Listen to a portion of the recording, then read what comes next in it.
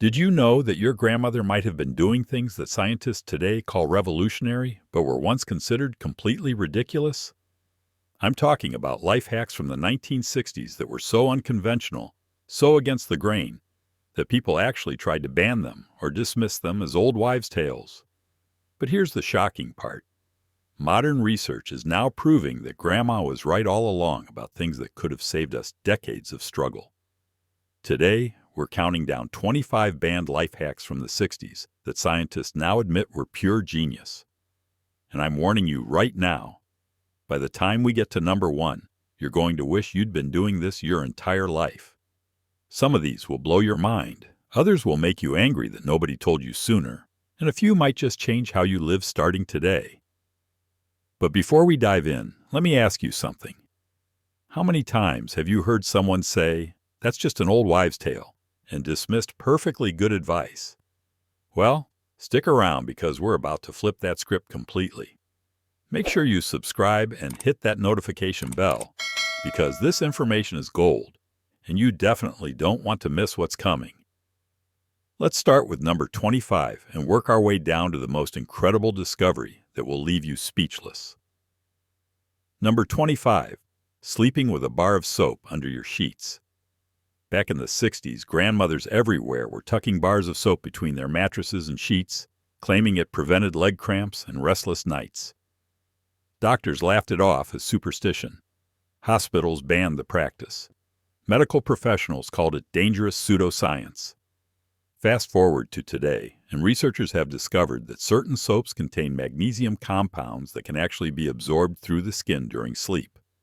Studies now show that transdermal magnesium absorption can reduce muscle cramps by up to 70%. The medical community that once mocked this practice is now developing magnesium-infused sleepwear. Grandma was literally decades ahead of modern sleep medicine. Number 24. Putting a slice of bread in your brown sugar container. This one got grandmas banned from community cooking classes because instructors claimed it would cause dangerous bacterial growth.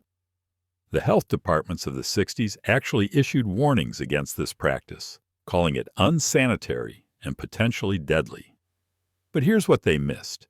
The moisture transfer principle that food scientists now use in commercial food preservation. The bread acts as a natural humidity regulator, maintaining optimal moisture levels that prevent sugar crystallization while creating an environment that's actually hostile to harmful bacteria. Modern food packaging companies now use similar moisture control technology that costs millions to develop. But Grandma figured it out with a slice of Wonder Bread. Number 23. Wearing copper jewelry for joint pain. The medical establishment of the 60s was ruthless about this one. They banned copper jewelry advertisements, prosecuted sellers for making false medical claims, and publicly shamed anyone who suggested metal could help with arthritis. Doctors called it medieval thinking that had no place in modern medicine. Recent studies have completely vindicated our grandmothers.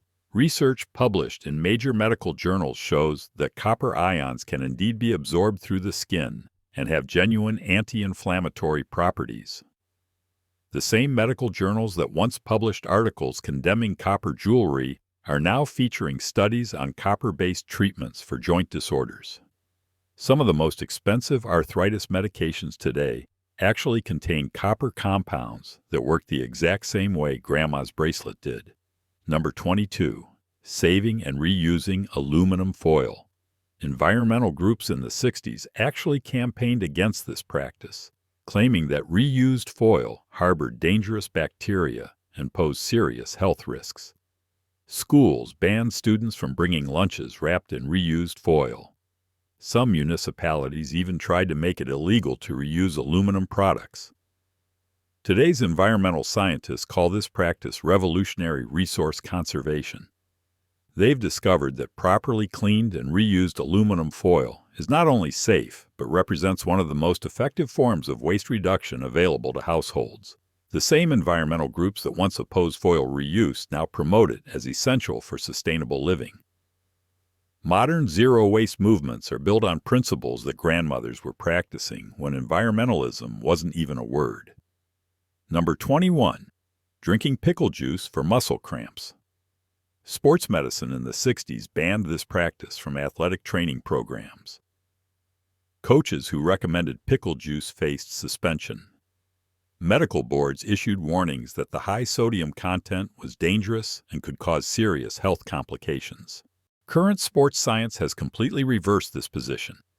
Professional athletes now consume specially formulated pickle juice beverages that cost $20 per bottle. Research shows that pickle juice can stop muscle cramps in as little as 35 seconds, faster than any conventional sports drink or medication. The exact mechanism that Grandma understood intuitively is now being studied by exercise physiologists who charge thousands of dollars for training programs based on traditional remedies. Number 20. Keeping houseplants in every room. Interior designers and health officials in the 60s actually discouraged this practice, claiming that plants in bedrooms could cause oxygen depletion and respiratory problems. Some apartment buildings banned plants from certain areas, and medical professionals warned that indoor plants were breeding grounds for dangerous molds and allergens. NASA's groundbreaking air purification research has proven that Grandma was running her own life support system decades before space technology. Plants don't just clean air, they remove specific toxins, regulate humidity, and create healthier indoor environments in ways that cost thousands of dollars to replicate with modern air purification systems. The same health officials who once warned against indoor plants now prescribe them for treating anxiety, depression, and respiratory conditions. Number 19. Making bone broth and drinking it daily. The medical establishment of the 60s called this practice outdated and nutritionally unnecessary. Doctors claimed that modern processed foods provided all necessary nutrients more efficiently. Food safety boards even suggested that homemade bone broths were potentially dangerous due to improper preparation methods. Modern nutritional science has identified bone broth as one of the most complete nutritional supplements available. It contains collagen, minerals, and amino acids in bioavailable forms that can't be replicated in laboratories. Supplement companies now sell bone broth powder for $50 per container, attempting to package what Grandma made for pennies. Medical professionals who once dismissed bone broth now recommend it for everything from joint health to digestive disorders to immune system support. Number 18. Using cold water for washing clothes. Laundry experts and appliance manufacturers in the 60s strongly discouraged this practice, claiming that cold water couldn't properly clean clothes and would lead to hygiene problems. Washing machine companies actually designed machines that made cold water washing difficult, pushing consumers toward hot water cycles. Today's fabric care science proves that cold water washing preserves fabric integrity, prevents color fading, and removes most stains just as effectively as hot water. Environmental scientists now calculate that if everyone switched to cold water washing like Grandma did, it would save enough energy to power millions of homes. The same appliance manufacturers who once discouraged cold water washing now advertise it as an advanced feature worth paying premium prices for. Number 17. Eating the skin on fruits and vegetables. Nutrition experts in the 60s actively advised people to peel all fruits and vegetables, claiming that skins contained harmful pesticides and provided no nutritional value. Restaurants were required to remove all peels, and dietary guidelines officially recommended against eating fruit and vegetable skins. Contemporary nutritional research reveals that fruit and vegetable peels contain the highest concentrations of antioxidants, fiber, and essential nutrients. The compounds that provide the most health benefits are often concentrated in the very parts that nutrition experts told people to throw away. Modern superfood supplements now extract compounds from fruit peels and sell them for enormous profits, packaging what Grandma got naturally by simply not peeling her apples. Number 16. Taking short afternoon naps. Workplace efficiency experts and medical professionals in the 60s condemned afternoon napping as lazy and potentially harmful to nighttime sleep patterns. Companies banned napping, schools punished students for showing signs of afternoon fatigue, and sleep specialists warned that daytime naps would cause insomnia. Sleep research has completely revolutionized our understanding of napping. Studies show that 20-minute afternoon naps can improve cognitive function, boost creativity, reduce stress hormones, and actually improve nighttime sleep quality. Major corporations now build nap pods into their offices and hire sleep consultants who charge thousands of dollars to implement napping programs based on traditional rest patterns that grandmothers understood instinctively. Number 15. Storing potatoes with apples. Food safety experts in the 60s banned this practice from commercial storage facilities and advised home cooks against it, claiming that storing different produce together would accelerate spoilage and create dangerous bacterial conditions. Food science now understands that apples release ethylene gas that actually prevents potato sprouting and extends storage life significantly. The same principle is used in modern controlled atmosphere storage systems that cost millions of dollars to install in commercial facilities.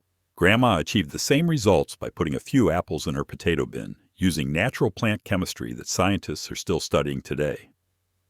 Number 14. Oil pulling with coconut oil. Dental associations in the 60s not only banned this practice, but threatened to revoke licenses from dentists who recommended it. They called it dangerous pseudoscience that could cause serious oral health problems and delay proper dental treatment. Current dental research acknowledges that oil pulling can reduce harmful bacteria, improve gum health, and prevent tooth decay through mechanisms that conventional mouthwash can't replicate. Dental product companies now manufacture expensive oil pulling products based on traditional techniques that cost pennies to do at home. Some dental professionals who once condemned the practice now incorporate it into treatment plans they charge hundreds of dollars for. Number 13. Eating fermented foods daily. Food safety authorities in the 60s strongly discouraged home fermentation, claiming it was dangerous and could cause serious food poisoning. Many schools banned fermented foods from lunch programs, and health departments issued warnings against homemade fermented products. Microbiome research has revealed that fermented foods contain beneficial bacteria essential for immune system function, mental health, and digestive wellness. Probiotic supplements that attempt to replicate what naturally occurs in fermented foods sell for hundreds of dollars per bottle. The same health authorities that once banned fermented foods now recognize them as crucial for preventing diseases that cost billions of dollars to treat. Number 12. Walking barefoot on natural surfaces. Medical professionals in the 60s advised against barefoot contact with earth, claiming it spread diseases and parasites. Public health campaigns promoted always wearing shoes, and many public spaces banned barefoot access for health and safety reasons. Grounding research now demonstrates that direct contact with the Earth's surface can reduce inflammation, improve sleep, decrease stress hormones, and provide measurable health benefits through natural electrical connections between the human body and the planet. Wellness centers now charge premium prices for grounding therapy sessions that provide the same benefits Grandma got by walking barefoot in her garden. Number 11. Using honey for wound treatment. Medical authorities in the 60s banned honey from hospitals and medical facilities, claiming it was unsanitary and could cause dangerous infections. Nurses who used honey treatments faced disciplinary action, and medical schools taught that honey had no place in modern medicine. Medical research now confirms that certain types of honey have powerful antimicrobial properties that can accelerate wound healing better than many conventional treatments. Medical-grade honey products used in hospitals today cost hundreds of dollars per application, attempting to harness healing properties that grandmothers accessed by simply keeping a jar of honey in the medicine cabinet. Number 10. Growing food in small spaces. Agricultural experts and urban planners in the 60s actively discouraged small-scale food production, claiming it was inefficient and potentially unsanitary. Zoning laws banned food gardens in many residential areas, and agricultural extension services promoted large-scale farming as the only viable food production method. Sustainable agriculture research now proves that small-scale, diverse growing systems can produce more nutrition per square foot than industrial agriculture while improving soil health and reducing environmental impact. Urban farming consultants now charge thousands of dollars to design growing systems based on traditional techniques that grandmothers used to feed their families from tiny backyard plots. Number 9. Intermittent fasting and meal timing. Nutritionists in the 60s promoted frequent eating throughout the day, claiming that skipping meals was dangerous and would slow metabolism. Medical professionals warned that irregular eating patterns could cause serious health problems, and dietary guidelines officially discouraged any form of fasting. Metabolic research has revealed that strategic fasting periods can improve insulin sensitivity, promote cellular repair, extend lifespan, and provide numerous health benefits that constant eating prevents. Medical professionals now prescribe fasting protocols they charge premium prices for, based on eating patterns that many grandmothers followed naturally due to economic necessity and traditional wisdom. Number 8. Using natural cleaning products. Cleaning product manufacturers and public health officials in the 60s claimed that natural cleaning methods were ineffective and potentially dangerous. They banned natural cleaning products from institutional use and promoted chemical cleaners as the only safe option for proper sanitation. Environmental health research now links many commercial cleaning chemicals to respiratory problems, hormone disruption, and various health issues. Natural cleaning methods using ingredients like vinegar, baking soda, and lemon are now recognized as equally effective for most cleaning tasks, while being far safer for human health and the environment. Green cleaning consultants charge hundreds of dollars to teach methods that grandmothers knew as common sense. Number 7. Preserving food without refrigeration. Food safety authorities in the 60s banned many traditional preservation methods from commercial use, claiming they were dangerous and could cause serious foodborne illnesses. Home economics classes stopped teaching traditional preservation, promoting refrigeration and processed foods as safer alternatives. Food science now recognizes that traditional preservation methods like salt curing, fermentation, and dehydration can create foods that are not only safe but more nutritious than many modern processed alternatives. Artisanal food preservation techniques that sell for premium prices in specialty stores are based on methods that grandmothers used to feed their families year-round without refrigeration. Number 6. Herbal remedies for common ailments. Medical associations in the 60s actively campaigned against herbal medicine, threatening legal action against practitioners and claiming that plant-based treatments were dangerous and ineffective. Pharmacies were banned from selling many traditional herbal preparations, and medical schools eliminated herbal medicine from their curricula entirely. Pharmaceutical research has now isolated active compounds from many traditional medicinal plants, creating expensive medications based on the same plants grandmothers used in their kitchens. Many modern drugs are essentially concentrated versions of traditional herbal remedies, sold for thousands of times the cost of the original plant preparations that grandmothers knew how to prepare safely and effectively. Number 5. Stress reduction through handcrafts. Productivity experts and mental health professionals in the 60s dismissed traditional handcrafts as outdated and potentially counterproductive for mental health. They promoted newer psychological interventions and discouraged time-consuming manual activities as inefficient uses of time. Neuroscience research now proves that repetitive handcrafts like knitting, sewing, and woodworking activate the same brain pathways as expensive meditation programs and can reduce stress hormones, improve focus, and promote mental well-being. Occupational therapists now prescribe craft activities as medical treatments, charging hundreds of dollars for sessions based on activities that grandmothers did naturally for relaxation and productive purposes. Number 4. Community food sharing and mutual aid. Social scientists and government programs in the 60s often discouraged informal community support networks, claiming they were inefficient and potentially unsafe. Official welfare programs were promoted as superior to traditional community mutual aid systems. Social psychology research now demonstrates that community food sharing and mutual aid networks provide better health outcomes, stronger social connections, and more effective crisis response than many formal support systems. Community resilience experts now design mutual aid programs that attempt to recreate the informal support networks that naturally existed in traditional communities, where grandmothers understood that sharing resources made everyone stronger. Number 3. Seasonal eating and food preservation cycles. Nutritionists and agricultural experts in the 60s promoted year-round availability of all foods as superior to seasonal eating patterns. They claimed that seasonal eating was nutritionally inadequate and that modern food distribution systems provided better nutrition than traditional seasonal cycles. Nutritional chronobiology now reveals that eating seasonally available foods provides optimal nutrition timing that supports natural biological rhythms.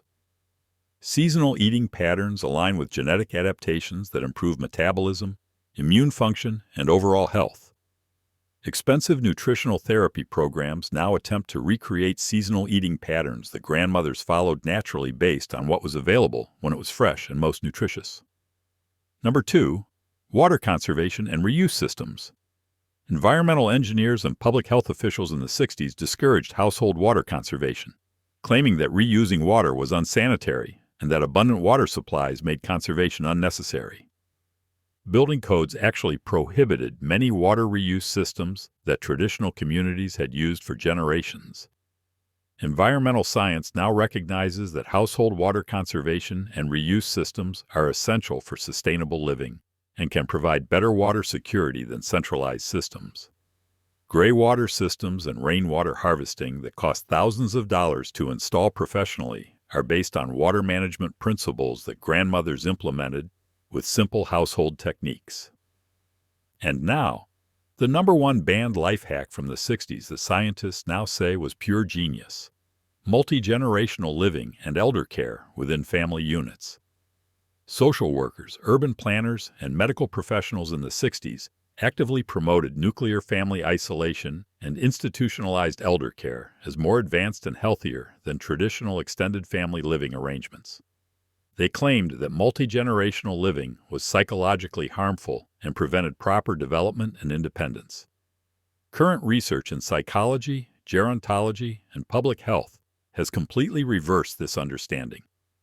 Studies now prove that multi-generational living provides superior health outcomes for all ages, better child development, more effective elder care, improved mental health, stronger economic stability, and enhanced community resilience. The social support, knowledge transfer, and mutual care that naturally occur in multi-generational households cannot be replicated by any institutional program or professional service. Professional elder care that costs thousands of dollars per month attempts to provide care and social connection that grandmothers receive naturally within family systems. Child development programs that charge premium prices try to recreate the learning opportunities that children naturally receive from grandparents and extended family members. Mental health services struggle to provide the emotional support and life wisdom that flowed naturally through multi-generational relationships. The irony is staggering. We spent decades dismantling family systems that provided better outcomes than the expensive professional services we created to replace them. Grandmothers understood that families taking care of each other wasn't just about tradition or economics. It was about creating the optimal conditions for human thriving at every stage of life. So there you have it. 25 life hacks from the 1960s that were dismissed, banned, or ridiculed by experts but are now recognized as brilliant innovations that were decades ahead of their time. These weren't just old wives' tales or outdated traditions. They were sophisticated solutions developed through generations of observation, experimentation, and practical wisdom. The pattern is clear and frankly embarrassing for our modern institutions. Time and time again, traditional practices that worked were replaced by expensive alternatives that didn't work as well. Then expensive research was conducted to discover why the traditional practices worked. Then expensive products and services were developed to recreate what grandmothers did naturally. Maybe it's time we started listening to our elders instead of dismissing their wisdom as outdated. Maybe it's time we recognize that some of the most advanced thinking comes from people who learn through experience rather than theory. And maybe it's time we admitted that progress isn't always about replacing the old with the new, but about understanding why the old worked so well in the first place.